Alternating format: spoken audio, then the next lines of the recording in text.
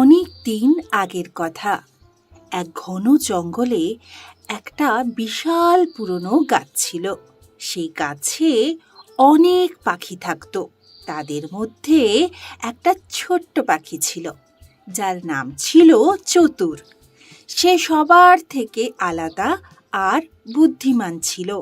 সে সবসময় নতুন জিনিস জানতে আর বুঝতে চেষ্টা করত। প্রতিদিন সকালে চতুর পাখি বহু দূরে উড়ে উড়ে যেত, আর যা কিছু নতুন দেখত তা ফিরে এসে গাছের বাকি পাখিদের জানাতো।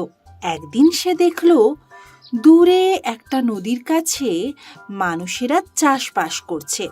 তারা বীজ রোপণ করলো, আর কিছুদিন পরেই তা থেকে গাছ উঠতে শুরু করলো।